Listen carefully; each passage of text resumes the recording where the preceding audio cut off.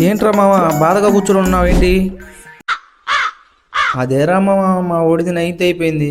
10th ఎక్కడ join చేపిద్దామని ఆలోచిస్తున్నాను. దానికి ఎందుకురా బాధపడతావు? గవర్నమెంట్ స్కూల్ ఉందిగా, జాయిన్ చేపి. గవర్నమెంట్ స్కూల్లో వేస్తే పాస్ అవును కానీ పాస్ అవడాడు. ఏంట్రా మామ ఇద్దరు గొడవ పడుతున్నారు?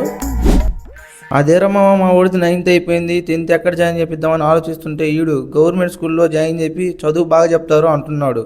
ఆ గవర్నమెంట్ స్కూల్లో జాయిన్ చేపిస్తే ఉన్న చదువు కానీ పోయిద్ది. దానికి ఎందుకు బాధపడుతున్నావు? నేను ప్రైవేట్ స్కూల్లో జాయిన్ చేపిస్తా. సంవత్సరానికి ₹1,00,000 కడితే చాలు, మీ ఓడి పాస్ అయి తిరిగేసి వస్తాడు. ఏంట్రా మామ, రిజల్ట్ కదా, మీ ఓడి పాస్ అయ్యాడా? మా ఓడి ఫెయిల్ అయిపోయాడు రా. అనుకున్నాడు మీ ఓడి ఫెయిల్ అవుతాడని.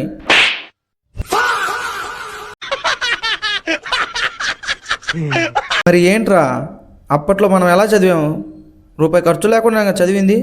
కానీ ఇప్పుడు వేలకు వేల ఫీజులు, లక్షల లక్షల ఫీజులు. కానీ పిల్లోడు చదివేది లేదు, పాస్ అయ్యేది లేదు.